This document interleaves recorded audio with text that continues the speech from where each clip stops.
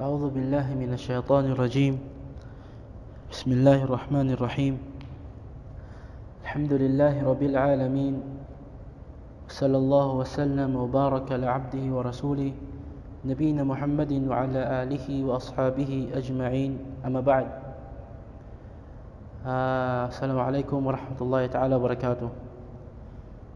Bilang pagpapatuloy sa ating pag-aaral, mga mahal kong mga kapatid sa pananampalatayang Islam, panibagong paksa po ngayon na ating tatalakayin patungkol sa nakakasira ng ating paniniwala kay Allah subhanahu wa ta'ala.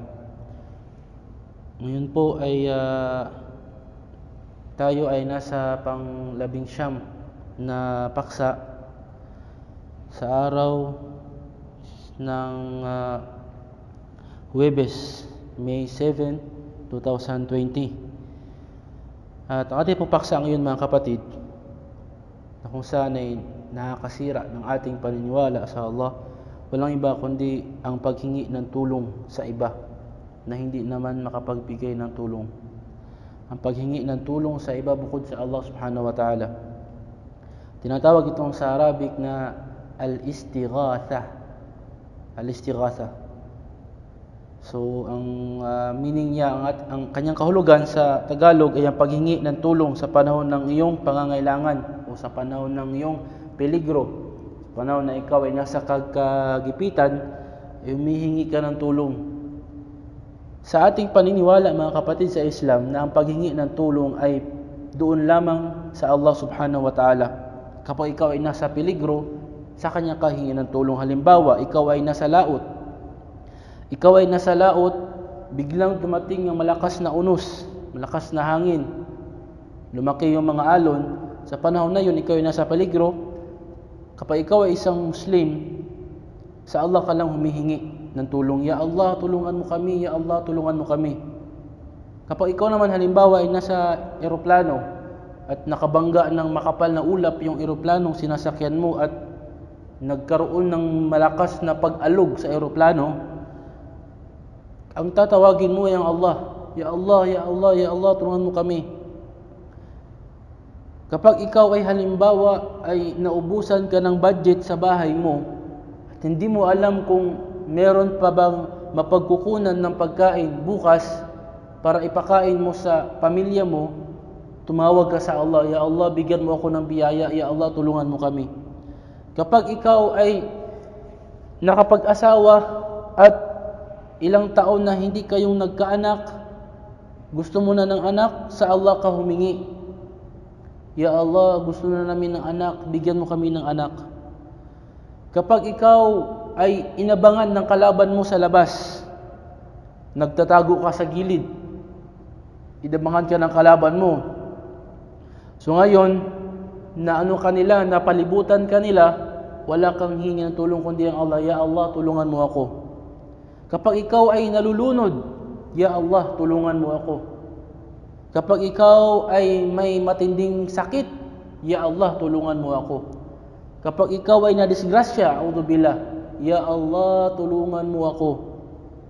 Kapag ikaw ay nasa ospital, Ya Allah, tulungan mo ako. Diba? Yun ang tamang paniniwala, tamang gawain ng may tamang paniniwala sa Allah subhanahu wa ta'ala. At walang gumagawa nito maliban na lamang sa isang taong may tamang tauhid sa kanyang puso. Kapag naintindihan ng isang tao ang tauhid at tumagos sa kanyang puso, kanya itong gagawin, kanya itong sasabihin sa bawat sitwasyon na siya ay nagigipit, O Allah, tulungan mo ako. O Allah, tulungan mo ako. Yun ang tama, mga kapatid. Huwag nating gayahin yung iba. Halimbawa sa eroplano, siguro nasubukan nyo pag kayo ay sumakay ng eroplano at nakabangga ng makapal na ulap yung eroplano at nagkaroon ng malakas na pagyanig sa eroplano, makikita mo yung mga kasama mo, ilang rosaryo ang hawak, ilang santo ang tinatawag. O santo ninyo, santo Tomas, o santo, ano pa dyan? Yung rosaryo,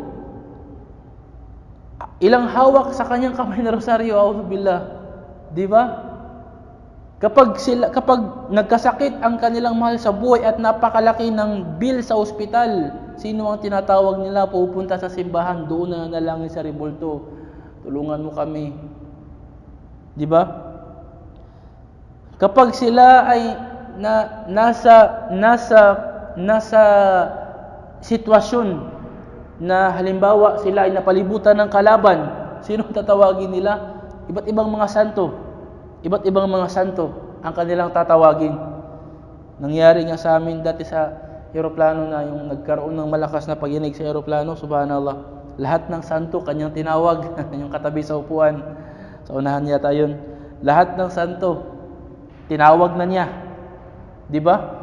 Sinasabi nila na si Jesus ang Diyos, na siya ang sambahin, pero pag panahon ng peligro, ang dami nilang tinatawag na Diyos, ang dami nilang tinatawag na santo.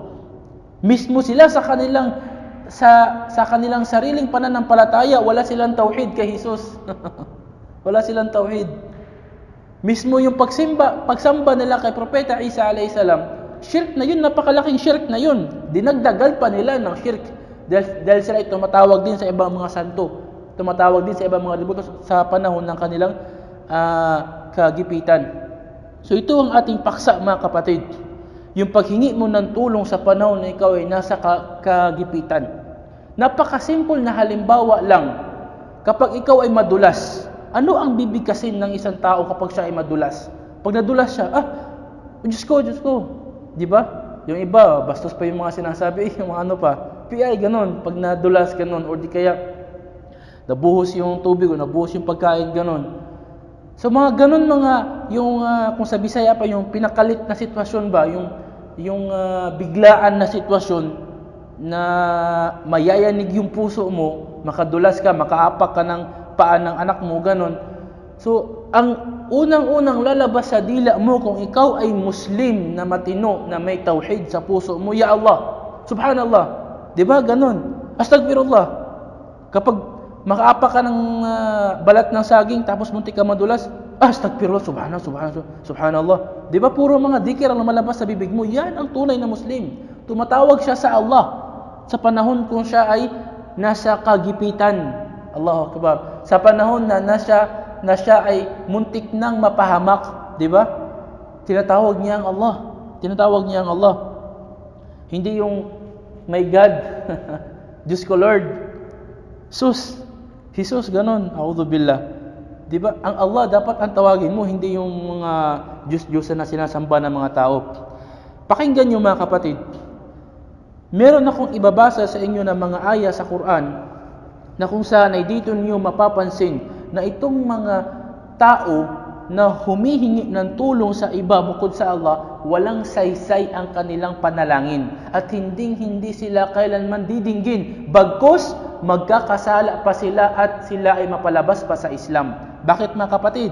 Nagkaisa lahat ng mga ulama, ang mga scholar, ang mga dalubhasa sa Islam na nakapag-aral sa Quran at Sunnah, nagkaisa silang lahat na ang paghingi ng tulong sa panahon ng peligro, sa panahon ng kagipitan, doon sa iba bukod sa Allah, ay isang malaking syirkul akbar, a'udzubillah. At alam natin kung ano ang mangyayari, ano yung kalalabasan ng isang taong nakagawa ng syirkul akbar. Hindi na siya Muslim. Buburahin ang lahat ng kanyang mabuting gawa simula noon pa hanggang sa nakagawa siya ng shirk. Itatapon siya sa impyerno at hindi na siya lalabas pa doon magpakailanman. Yun ang maging resulta sa taong makagawa ng syirkul akbar. Pakinggan niyo, mga kapatid. Sa Surah Yunus chapter 10 verse 106 hanggang 107. Surah Yunus chapter 10 verse 106 hanggang 107, ano ang sabi ng Allah? وَلَا تَدْعُوا مِن دُونِ اللَّهِ مَا لَا يَنْفَعُكَ وَلَا يَضُرُّكَ فَإِنْ فَعَلْتَ فَإِنَّكَ إِذًا مِنَ الظَّالِمِينَ وَإِنْ يَمْسَسْكَ اللَّهُ بِضُرٍّ فَلَا كَاشِفَ لَهُ إِلَّا هُوَ وَإِنْ يَمْسَسْكَ بِخَيْرٍ فَلَا رَادَّ لِفَضْلِهِ يُصِيبُ بِهِ مَن يَشَاءُ مِنْ عِبَادِهِ وَهُوَ الْغَفُورُ الرَّحِيمُ. Subhanallah. Sabi ng Allah sa malapit na kahulugan sa wikang Tagalog, at huwag kang manalangin, huwag kang tumawag ng iba bukod sa Allah, na kung saan ay hindi makapagbibigay sa iyo ng tulong at hindi rin makapagbibigay sa iyo ng pinsala. At kung sakaling gawin mo ito, na tumawag ka sa iba, sa panahon na ikaw ay nasa peligro, kapahamakan, kahirapan, kagipitan, tumawag ka sa iba bukod sa Allah, katotohanan ng ikaw ay mapabilang sa mga taong gumagawa ng malalaking kasalanan. At ang tinutukoy dito ng mga malalaking kasalanan, mga kapatid, ay ang syirkul akbar, malaking uri ng syirk. Wa iyamsaska Allahu bidurrin fala kashifa lahu illa hu wa iyamsaska bi khairin fala radda li fadlih. Kung ikaw ay bibigyan ng Allah ng kapinsalaan, gustuhin ng Allah na ikaw ay mapinsala, katotohanan ng walang makapagpapawi sa iyong pinsala maliban na lamang sa Kanya. Ang Allah din ang magtatanggal ng iyong pinsala. Kaya kapatid, doon ka manalangin sa Kanya. Kapag may dumating sa iyo na pagsubok, problema sa buhay mo, doon ka humingi ng tulong sa Allah. Dahil siya lang ang makapagtatanggal niyan. Wa iyamsaska bi khairin fala radda li fadli. At kung sakaling layunin ng Allah na ikaw ay bigyan niya ng kabutihan, biyaya, kagandahan sa iyong buhay, fala radda li fadli. Walang makapagpipigil sa kabutihan na ibibigay ng Allah sa iyo. Ibig sabihin, lahat ng ito ay dapat doon natin ihingi lang kay Allah subhanahu wa ta'ala. Hingi tayo ng kabutihan sa Kanya at hingi tayo sa Kanya ng proteksyon laban sa kasamaan. So itong aya na ito, mga kapatid, isang napakalinaw na ipinagbawal sa atin na Allah sa panahon na tayo nasa peligro ay huwag tayong manalangin sa iba kundi sa Kanya lamang. At meron pang isang aya na ito, ang masasabi ko na ito yung mas malinaw. Isang aya na mababasa natin sa Suratul Ahqaf, chapter 46, verse 5. Ano ang sabi ng Allah sa Suratul Ahqaf, chapter 46, verse 5? وَمَنْ أَضَلُّ مِمَّنْ يَدْعُو مِنْ دُونِ اللَّهِ مَنْ لَا يَسْتَجِيبُ لَهُ إِلَى يَوْمِ الْقِيَامَةِ وَهُمْ عَنْ دُعَائِهِمْ غَافِلُونَ وَإِذَا حُشِرَ النَّاسُ كَانُوا لَهُمْ أَعْدَاءً وَكَانُوا بِعِبَادَتِهِمْ كَافِرِينَ. Sabi ng Allah sa Suratul Ahqaf, chapter 46, verse 5. At mayroon pa bang tao na mas naligaw ng landas kaysa taong humihingi, nananalangin, nananawagan sa iba bukod sa Allah, na kung saan ay hindi kailanman siya nito sasagutin. Hindi kailanman tutugunan ng kanyang panalangin hanggang sa araw ng paghukom. Wahum an du'ahim ghafilun. At sila na itong mga tinatawag nila, itong mga tao na ito na tinatawag nila yung mga rebulto, at yung mga rebulto na yun kailanman, o yung mga jin o ano pa man dyan, ay hindi sila didinggin hanggang sa kabilang buhay, at sila ay walang kaalam-alam na sila pala ay dinadalanginan. Walang kaalam-alam yung rebulto, walang kaalam-alam si Jesus, walang kaalam-alam ang engkanto, walang kaalam-alam ang mga anghel na sila pala ay hinihinga ng tulong. Subhanallah, isipin mo, humihingi ka ng tulong sa taong hindi niya alam. Humihingi ka ng tulong sa bagay, sa isang nilikha lamang na mismo siya hindi niya alam, hindi kanya naririnig, hindi niya alam na humihingi ka pala ng tulong sa kanya. Doon ka hingi. Ayaw mo humingi doon sa Allah na nagsabi, wa huwas sami'ul alim. Siya ang mas nakakarinig at nakakaalam. Ayaw mong humingi doon sa Allah na nagsabi na innahu sami'ud du'a, na siya ang nakakarinig ng panalangin. Dinidinig niya ang lahat ng panalangin. Ayaw mong humingi sa kanya, doon ka hingi ng tulong sa hindi makakarinig sa iyo. Subhanallah, subhanallah. Meron pa. Karugtong ng aya, sabi ng Allah, wa idha hushira an-nasu kanu lahum a'da'a wa kanu bi'ibadatihim kafirin. At kapag iipunin na ang mga tao sa araw ng paghukom, itong mga dinadalanginan nila ay magiging kaaway nila doon, at sila ay tatanggi sa kanilang sa ginagawa ng mga tao sa kanila na sila ay nananalangin. Si Jesus ay tatanggi, ya Allah, huwag mo akong parusahan sa mga tao na yan, dahil sa mga tao na yan, dinadalanginan nila ako, hindi ko alam yan, namatay na ako, hindi ko alam yan na sila pala ay nananalangin sa akin. Pati ang mga anghel, ya Allah, hindi namin alam na itong mga tao na ito ay nananalangin pala sa amin, na imbis sa iyo sila manalangin. Pati ang mga jin, mga engkanto, pati ang mga tao din na yung ginagawa ng iba na kapag namatay na yung mga ninuan nila, ang kanilang mga lolo, mga lola o yung mga maalam sa Islam, pumupunta sila sa libingan, doon sila nananalangin, ya Sheikh, ya Ustad, magkakatay ako ng hayop para sa iyo, bigyan mo ako ng anak. Ya Sheikh, ya Ustad, yung anak ko na sa ospital, tulungan mo siyang mapagaling, magbigay kami ng pagkain sa iyo araw-araw, ganun. A'udhu billah. Doon ka humihingi ng tulong sa patay. Doon ka humihingi ng tulong sa mismong sarili niya, hindi niya matulungan, baka pinaparusahan pa yun sa libingan. A'udhu billah. 'Di ba? Ginagawa ng iba, subhanallah. Doon ka hingi ng tulong sa krus, na kahit basagin mo yung krus, walang hindi makapagbigay ng tulong sa iyo. Inshallah, ating matalakay sa sunod din yung sinasabi nila na hindi ang krus ang aming pinapanalanginan, ginagawa lang naming instrumento yan, pero ang Panginoon ang aming pinapanalanginan. Dinadaan, hindi si Jesus ang aming hininga ng tulong, ang Panginoon ang kanyang Ama. Ginagawa lang namin si Jesus na tagapamagitan, tagahatid ng aming panalangin. Ibig sabihin pala, hindi marinig ng Diyos yung panalangin mo, kailangan pang dumaan kay Jesus, di ba?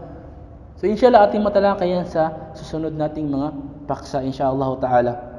So ito mga kapatid, ang summarize ng ating paksa ngayon, na huwag kang manalangin sa iba, huwag kang tumawag sa iba kapag ikaw ay nasa kapighatian. Ano naman yung hukom doon sa sitwasyon na hihingi ka ng tulong sa tao kapag ikaw ay nasa kapighatian? Walang problema yun mga kapatid kapag yung hinihingan mo ay nandyan sa tabi mo, o di kaya kaya niyang kaya niyang tulungan ka, pero dapat ang intention mo ay ang Allah pa rin ang magtutulong sa iyo.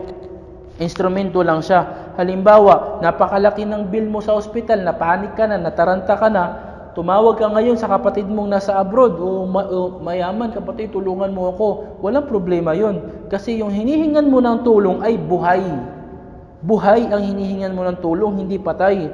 At ang hinihingan mo ng tulong ay nakakausap mo mismo, sumasagot din sa iyo. At ang hinihingan mo ng tulong ay kaya niyang tulungan ka, may pera siya. Pero dapat ang intention mo, sa puso mo, ang Allah pa rin ang tutulong sa iyo. Diba? Ganon din halimbawa, humihingi ka ng proteksyon. Halimbawa, may gustong magsamantala sa iyo. Ngayon, humihingi ka ng tulong sa asawa mo. Yung asawa mo, halimbawa, magaling sa pakikipagdigma, ganon. So, walang problema yon dahil ang asawa mo ay buhay, nakakausap mo, tutulungan ka mismo, actual, walang problema yon. Pero dapat intention mo, na puso mo, ang Allah pa rin tutulong sa iyo. Ganon din halimbawa, kapag ikaw ay hindi marunong lumangoy, nalunod yung barko, tapos merong taong dumating yung mga Coast Guard, tapos sumisigaw ako, tulungan niyo ako, walang problema yon kasi nakikita mo yung mga Coast Guard, di ba? Nakikita mo sila at may kakayahan silang tulungan ka. Pero ang ating paksa na, subhanallah, na sa panahon na ikaw ay malulunod, tapos tinatawag mo si Jesus na walang kaalam-alam sa nangyari sa iyo, tapos yung tatawagin mo yung mga iba't ibang mga santo, tatawagin mo yung iba't ibang mga rebulto, tatawagin mo yung iba't ibang mga ikandot, tatawagin mo yung mga lulu at mga lula mong patay na, yun, doon mahulog mga kapatid ang shirk. Doon mahulog ang shirk. A'udhu billah. So naway napulutan po natin ang aral ng topic na ito, at naway mai-share din natin sa iba, at ginagawa natin to upang maprotektahan lang ang ating tamang paniniwala sa Allah subhanahu wa ta'ala, at upang maging katanggap-tanggap ang ating mga pagsamba, lalo ngayon sa buwan ng Ramadan, napakaraming pagsamba ang ating gagawin.